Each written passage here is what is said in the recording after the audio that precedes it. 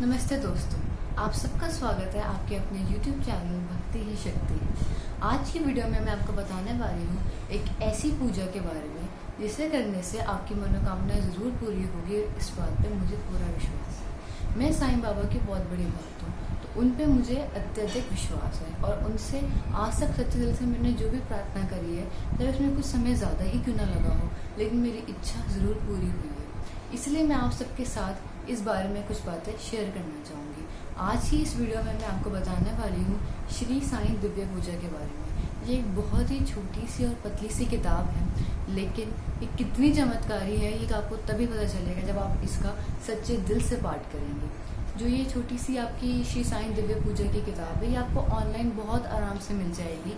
In case अगर नहीं मिलती है तो आप लोग मुझसे कमेंट सेक्शन में पूछ सकते हैं, मैं आपको बता दूंगी कि ये कहाँ पे अवेलेबल है। श्री साईं दिव्य पूजा सुख, शांति, समृद्धि एवं यश प्राप्ति के लिए अद्भुत चमत्कारी दिव्य पूजा है। सबसे पहले जब आप इस किताब को खोलते हैं तो यहाँ पे आपको श्री साईं बाबा का सुंदर चित्र दिखाई देता है। इनका प्रणाम करें और फिर आगे बढ़ें।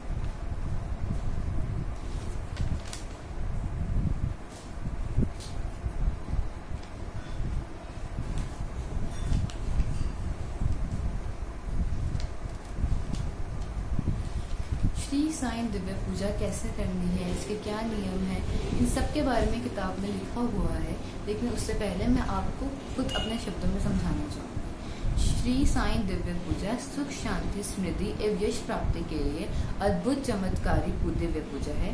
ये दिव्य पूजा गुरुवार को ही की जाती है। इस दिव्य पूजा को शुरू करते समय 5, 7, 11 या फिर 21 गुरुवार की मन्नत रखनी चाहिए। ये दिव्य पूजा केवल महिलाएं ही नहीं वरन पुरुष और बच्चे भी कर सकते हैं। ये दिव्य पूजा जाति धर्म के भेदभाव बिना कोई भी कर सकता है। ये दिव्य पूजा पूर्ण श्रद्धा और पवित्र भाव से करनी चाहिए। ये दिव्य पूजा खाली पेट से नहीं की जाती है, अर्थात दिव्य पूजा वाले दिन फलाहार या फिर भोजन अवश्य लेना चाहिए। तो जैसे कि इस किताब में लिखा है, मैं आपको बताना चाहूँगी कि इस दिव्य पूजा को आप सिर्फ और सिर्फ गुरुवार को कर सकते हैं, यानी कि थर्सडे, और किसी भी दिन आप इस पूजा को नहीं कर सकते। दूसरी बात जो कि सबसे ज़्यादा इम्पॉर्टेंट है वो ये है कि खाली पेट इस पूजा को नहीं किया जाता है, क्योंकि श्री साईं बाबा का कहना है कि खाली पेट मेरे भक्त मेरी पूजा करें तो मुझे वो स्वीकार नहीं है। इसलिए पूजा करने से पहले इस बात का अवश्य ध्यान रखें कि आपने कुछ जरूर खाया हो, आपका पेट भरा होना चाहिए, आप खाली पेट नहीं होना चाहिए। इसके अलावा इसमें ये लिखा हुआ है कि दिव्य पूजा करते समय आपको मन्नत मांगनी होती है, या तो आप 5 गुरुवार की मन्नत मांगिए या फिर 7 गुरुवार की, जो 11 या फिर 21 गुरुवार की मन्नत रखनी चाहिए। ध्यान रखिए जो किताब में लिखा हुआ है आपको सेम टू सेम वैसे ही करना है। आप 6 गुरुवार की मन्नत नहीं मांग सकते, आप 8 गुरुवार की मन्नत नहीं मांग सकते, आपको 5, 7, 11 या 21 गुरुवार की ही मन्नत मांगनी है। और जो इम्पोर्टेंट बात इसमें लिखी हुई है वो ये है कि ये दिव्य पूजा सिर्फ लेडीज़ ही नहीं कर सकती, इसके अलावा छोटे बच्चे भी कर सकते हैं, बड़े बुजुर्ग भी कर सकते हैं, पुरुष भी कर सकते हैं। और जो ये दिव्य पूजा है ये किसी भी रिलीजियस कास्ट इन सब बातों में नहीं आती। चाहे आप हिंदू हैं, चाहे आप मुसलमान हैं, ईसाई हैं या सिख हैं, आप इस पूजा को कर सकते हैं। इस पूजा को सच्चे दिल से करें, क्योंकि भगवान आपका धर्म नहीं आपकी सच्चाई देखते हैं। आगे बात करते हैं दिव्य पूजा करने की विधि। ये दिव्य पूजा बहुत ही चमत्कारिक है। दिव्य पूजा शुरू करने से पहले हथेली के बराबर एक नया सफेद कपड़ा लेकर गीली हल्दी में डुबोकर उसे सुखा लें। इस पूजा शुरू करने से पहले तैयार रखें। गुरुवार की सुबह या शाम को स्नान करके स्वच्छ कपड़े पहने, फिर पूर्व दिशा में बाबा श्री के लिए आसन रखकर उसके ऊपर स्वच्छ कपड़ा बिछाकर उस पर बाबा श्री का फोटो या मूर्ति विराजित करें। तत्पश्चात बाबा श्री को चंदन का तिलक लगाएं। अपनी श्रद्धा एवं सामर्थ्य अनुसार खुशबूदार फूलों की माला से बाबा श्री को सजाएं। घी का दिया जलाएं, अगरबत्ती और धूपबत्ती भी जलाएं। दिव्य पूजा की तैयारी करने के बाद बाबा श्री के सामने बैठकर उस सूखे हुए पीले कपड़े में 1 या 2 रुपए का सिक्का रखकर जिस कार्य के लिए दिव्य पूजा शुरू की है उस कार्य को पूरा करने के लिए श्री साईं बाबा से सच्चे दिल से प्रार्थना करते हुए उस सिक्के को कपड़े में लपेट के गठान बांध देना चाहिए। फिर आसन पर विराजमान बाबा श्री के चरणों पर उस हल्दी वाले कपड़े में आपके द्वारा बांधे हुए सिक्के को रख देना चाहिए। मन में अपनी शक्ति अनुसार 5, 7, 11 अथवा 21 गुरुवार की मन्नत माननी चाहिए। ऐसा केवल प्रथम गुरुवार को मन्नत मानते समय करना चाहिए। बाद के गुरुवारों को विधि विधान अनुसार केवल दिव्य पूजा और कथा का पाठ करना चाहिए। दिव्य पूजा करते समय फूलों की पंखुड़ियों को कुछ मात्रा में अपने पास रख लें। पुस्तक में पहले दिए हुए बाबा श्री के स्वरूप को प्रणाम करें। तत्पश्चात श्री साईं बाबा अष्टोत्तर नामावली का पाठ बाबा श्री की फोटो या फिर मूर्ति पर फूलों की पंखुड़ियां को चढ़ाते हुए करें। इसके बाद श्री साईं दिव्य पूजा के 6 अध्याय कथा पढ़ें और श्री साईं बाबा का स्मरण करें। श्री साईं बाबा की आरती से पूजा का समापन करें। फिर प्रसाद रूप पर घर में बनाई हुई खिचड़ी चावल की सबको बांटें। मन्नत के गुरुवार पूरे होने के बाद विधि पूर्वक इस पुस्तक में लिखी गई रीति अनुसार उद्यापन करें। मन्नत के गुरुवार पूरे होने पर आपकी इच्छा अनुसार कम से कम 5 स्त्रियां या गरीबों को इस दिव्य पूजा की पुस्तकें कुमकुम का तिलक लगाकर खिचड़ी के प्रसाद के साथ भेंट के रूप में देना चाहिए। आप अपनी श्रद्धा एवं सामर्थ्य अनुसार 11, 21, 51, 101 या फिर अधिक पुस्तकें भी बांट सकते हैं। आपकी इच्छा और शक्ति अनुसार जितनी ज्यादा पुस्तकें आप बांटेंगे, परमपिता परमात्मा श्री सच्चिदानंद सद्गुरु साईनाथ महाराज की महिमा की उतना ही प्रचार और प्रसार करेंगे और उसका फल भी पाएंगे। ये दिव्य पूजा खाली पेट नहीं की जाती है। इसे करते समय भोजन अवश्य लेना चाहिए, क्योंकि श्री साईं बाबा का कहना था, कोई खाली पेट रहकर मेरा ध्यान करे, मेरी पूजा करे, ये मुझे स्वीकार नहीं है। एक बार मन्नत अनुसार दिव्य पूजा पूरी करने के पश्चात फिर मन्नत कर सकते हैं और फिर से दिव्य पूजा शुरू की जा सकती है। दिव्य पूजा के गुरुवार के दिन यदि आप यात्रा पर हो तो उस गुरुवार को छोड़ के उसके बाद के गुरुवार को ये दिव्य पूजा कर सकते हैं, पर ये दिव्य पूजा अपने घर में ही करनी चाहिए। सब मिलाकर जितने गुरुवार की मन्नत ली हो उतने गुरुवार पूरे करने चाहिए।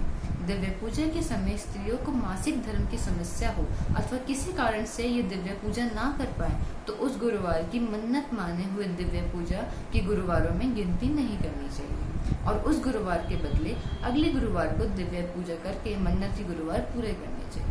तो ऐसा तो हमारी किताब में लिखा है, लेकिन मैं फिर भी एक बार आप लोगों को समझा दूँ। जब आप दिव्य पूजा करेंगे, मान लीजिए कि आपने सोचा है कि आपको थर्सडे से पूजा शुरू करनी है, तो वेडनेसडे को आप एक नया सफ़ेद रंग का रुमाल लेते हैं, ज़्यादा बड़ा नहीं, आपके हाथ के साइज़ का, उसको गीली हल्दी में डुबोएं।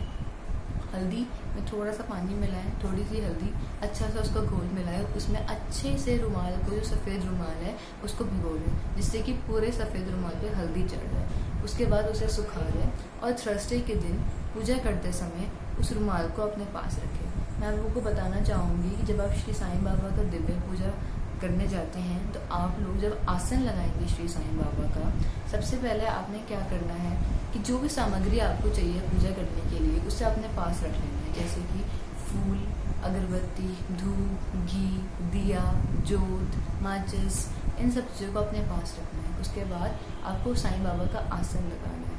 साईं बाबा का आसन कैसे लगाना है मैं आप लोगों को बताना चाहूँगी। सबसे पहले अगर आप ज़मीन पे वैसे पूजा करें तो ज़्यादा अच्छा है। ज़मीन पे एक चादर बिछाइए या मैट या जो भी आपके पास है उसके ऊपर कोई चीज़ रखिए, जैसे कि जो थोड़ी ऊंची हो, जिसके ऊपर आप कपड़ा बिछा सको और उसके ऊपर फिर साईं बाबा की मूर्ति या फ़ोटो लगा देनी चाहिए। अगर आपके पास मूर्ति नहीं भी है तो अगर आप छोटी सी फ़ोटो भी लगा देंगे तो भी कोई परेशानी नहीं है। फ़ोटो लगा देने के बाद आपको सामने एक घी का दिया जलाना है और श्री साईं बाबा को चंदन का तिलक लगाना है। इसके बाद आपने अपने हाथ में सफ़ेद रुमाल जो कि आपने हल्दी में डुबो के सुखा के रखा हुआ था, उसमें 2 रुपये का सिक्का रखना है या फिर 1 रुपये का सिक्का रखना। ध्यान रखिएगा, या तो आप 1 रुपये का सिक्का रखें या फिर 2 रुपये का सिक्का रखें और अपनी मन्नत मांगनी है सच्चे दिल से कि भगवान मैं ये पूजा इस कार्य के लिए कर रही हूँ और मैं मन्नत मांगती हूँ कि मैं 5 गुरुवार करूँगी या मैं 11 गुरुवार करूँगी या करूँगा। और ऐसा कह के अपनी मन्नत कह के आपको वो जो रुमाल है उसकी गांठ बांध देनी है और उसे श्री साईं बाबा के चरणों में रख देना है। इसके बाद आपको साईं बाबा के आगे हाथ जोड़ के उनसे अरदास करनी है कि भगवान मेरी मदद करे कि मैं आपकी पूजा अच्छे से कर सकूँ। अपने पास कम से कम 120 फूल ज़रूर रखें। ये मैं आपको इसलिए कह रही हूँ क्योंकि पूजा करने से पहले आपको साईं बाबा को सजाना भी है। साईं बाबा के चारों तरफ आप फूलों की पंखुड़ियाँ डाल सकते हैं, फूल डाल सकते हैं, अपनी इच्छा अनुसार उनके गले में फूलों की माला डाल सकते हैं। और इसके बाद आपको श्री साईं दिव्य पूजा की अष्टोत्तर नामावली करनी है। आप देख सकते हैं वो यहाँ पे दे रखी है। ये पूरी एक लिस्ट है, 108 नाम है साईं बाबा के। सबसे पहले आपको इन नामों का ही जाप करना है। हर एक नाम के साथ आपको साईं बाबा के चरणों में एक फूल अर्पित करना है। जैसे आपने पहला नाम लिया श्री साईं नाथाय नमः, एक फूल डाल लीजिए। फिर आपने दूसरा नाम लिया, फिर दूसरा डाल दीजिए। तो ऐसे करके 108 नाम है, तो 108 फूल तो आपको चढ़ाने ही है। मैंने आपको और मात्रा में फूल रखने को इसलिए कहा है ताकि आप श्री साईं बाबा को सजाएं तो अभी आपको फूलों की आवश्यकता होगी। जब आप श्री साईं अष्टोत्तर नामावली का पाठ कर लेंगे, उसके बाद आपने श्री साईं बाबा के अध्याय पढ़ने हैं। इस किताब में श्री साईं बाबा के 6 अध्याय दे रखे हैं और हर गुरुवार को आपको 6 ही अध्याय पढ़ने हैं। और ये अध्याय बहुत छोटे हैं, इन्हें करने में ज़्यादा समय नहीं लगता। मैं आपको यहीं पे दिखा देती हूँ। जैसे कि ये पहला अध्याय है जो कि सिर्फ 2 पेज का है, और दूसरा अध्याय, तीसरा अध्याय कुछ तो सिर्फ आधे पेज के हैं या फिर 1 पेज के हैं। और इतनी छोटी सी किताब के आधे 1 या 2 पेज कोई बहुत ज़्यादा तो नहीं है, इसलिए इसे करने में कुछ खास समय भी नहीं लगता। जब आप 6 के 6 अध्याय कर लें तो श्री साईं बाबा की इस पूजा को समाप्त करते हुए समय आप आरती करें। आरती आखिरी पेज पे दे रखी है, आप लोग देख सकते हैं। जब आपकी आरती पूरी हो जाए उसके बाद आप श्री साईं बाबा को भोग लगाएं प्रसाद का।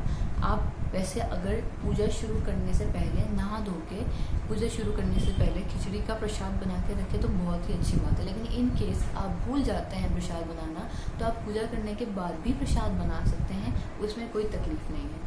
प्रसाद बनाएं और उसके बाद साईं बाबा को भोग लगाएं। प्रसाद में आपको खिचड़ी बनानी है।